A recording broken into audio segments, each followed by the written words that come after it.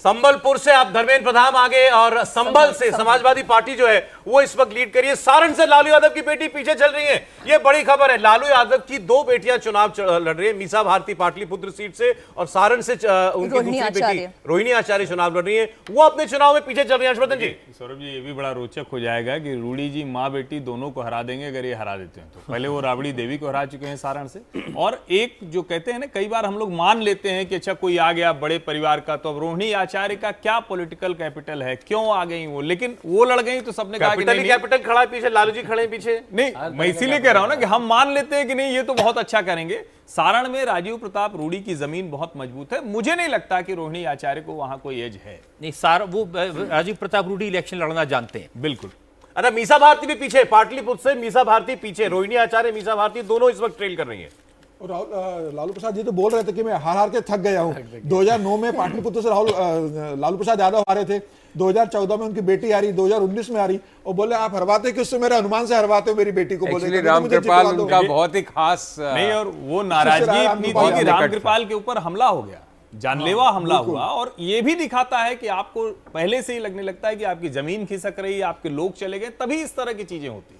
काराकाट भी बड़ा इंटरेस्टिंग है। काराकाट से उपेंद्र कुशवाहा इस वक्त आगे चल रहे हैं, और काराकाट एक ऐसी सीट थी जिसे लेकर कुशवाहा वर्सेस कुशवाहा ये कहा जा रहा था कि आरजेडी ने बड़ा अच्छा कैंडिडेट दिया। सुनील जी, वहां पर निर्दलीय भी कैंडिडेट खड़ा किया है, पवन सिंह जो गायक है, जिसको भारतीय जनता पार्टी ने पहले आसनसोल से टिकट दिया था, वो लड़े नहीं, वो निर्दलीय वहां खड़े हो गए। सो कहा जा रहा है कि वो चुनौती देंगे।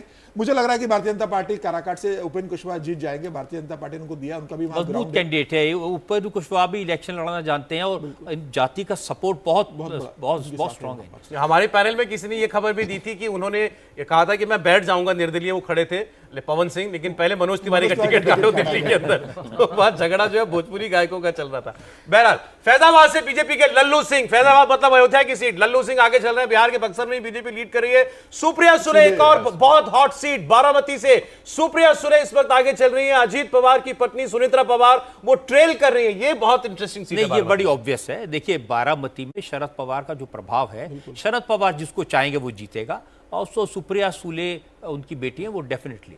रायबरेली वायनाड दोनों सीट से राहुल गांधी लीड कर रहे हैं। बड़ी खबर इस वक्त की आपको बता रहा हूं, रायबरेली में भी राहुल गांधी आगे हैं, वायनाड में भी आगे हैं। बहुत चर्चा इस बात की होती थी कि कौन सी सीट वो अपने पास रखेंगे, पहले दोनों जीत लें। अभी वो दोनों सीटों पर आगे चल रहे हैं। रायबरेली में भारतीय जनता पार्टी कोई कॉन्टेस्ट बना पाई या नहीं बना पाई, ये बड़ा सवाल है। हर्षवर्धन जी, आपसे सवाल। नहीं, मुझे लगता है कि रायबरेली में हम लोग ये मान रहे थे, और निजी तौर पर मेरा भी ये मानना है कि वहां भारतीय जनता पार्टी को प्रत्याशी थोड़ा चुनना चाहिए था ढंग का। आप जब तक राहुल गांधी जब चुनाव लड़ रहे हैं तो आपको भी कोई सेलिब्रिटी कैंडिडेट, कोई बड़ा कैंडिडेट, और दूसरी मुश्किल ये कि वहां एक ठाकुरों का ही बड़ा वर्ग है जो दिनेश प्रताप सिंह को ठाकुर नहीं मानता है। वहां जो अखिलेश सिंह की विरासत, उनके पिता धुन्नी सिंह की विरासत, वो वाले लोग उनको स्वीकार करने को तैयार नहीं। तो ये भी एक बड़ी वजह रही। पार्टी के भीतर बहुत भीतरघात है। अदिति सिंह ने प्रचार तक नहीं किया उनके पक्ष में। रायबरेली और वायनाड सीट, रजत जी, अगर राहुल गांधी दोनों सीटें जीत जाते हैं, कौन सी छोड़ेंगे?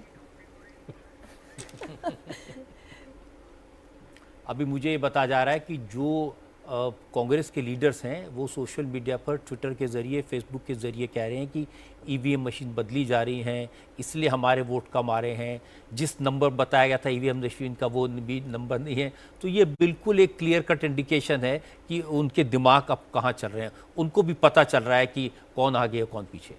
नीचे पार्टी का ट्रेंड देखिए, 71 पर भाजपा, 6 पर कांग्रेस लीड कर रही है। 71 और 6 ये इस वक्त आप अनुमान लगाइए। 71 पर बीजेपी लीड कर रही है, 6 पर कांग्रेस पार्टी लीड कर रही है। ऊपर एनडीए में अगर आप देखेंगे 77 भाजपा, एनडीए 21 सीटों पर इंडिया गठबंधन आगे चल रहा है। लखनऊ से राजनाथ सिंह की बड़ी ऑब्वियस सीट है उनकी, वो लीड कर रहे हैं। मुरादाबाद से सपा की रुचि वीरा वो आगे चल रही है। सुल्तानपुर से मेनका गांधी जी, मुरादाबाद में बार-बार टिकट बदला था, क्योंकि टिकट बार-बार बदला था, और एक तरह से कहें तो यहां भी आजम खान सही साबित हो रहे हैं अगर वो आगे चल रही हैं तो, क्योंकि एसटी हसन को चाहते थे अखिलेश यादव, आजम खान के दबाव में रुचि वीरा को टिकट दिया गया। सिंबल ए फॉर्म, बी फॉर्म बहुत दिन तक चला। अगर रुचि वीरा जीतती हैं या आगे दिख रही हैं तो इसका मतलब है कि आजम खान की समझ अखिलेश यादव से इस सीट पर बेहतर। संजीव जी, रायबरेली वायनाड दोनों पर राहुल गांधी आगे, वैसे तो कोई आश्चर्य नहीं इसमें, प्रेडिक्टेबल था। लेकिन एक्चुअली अभी हमें बहुत एक्साइटेड इसलिए नहीं होना चाहिए कि 8:30 तक तो सिर्फ पोस्टल बैलेट है, एंड पोस्टल बैलेट का बाय एंड लार्ज रुझान एक डायस्पोरा का या बाहर से, वो यूजुअली प्रो बीजेपी होता है, क्योंकि middle class, upper middle class, diaspora. मैं इसमें एक थोड़ा सा असहमत हो रहा हूं आपसे। अभी क्या है, ये सारे के सारे लोग कौन से लोग हैं? नौकरी पेशा, ड्यूटी में बिल्कुल लगने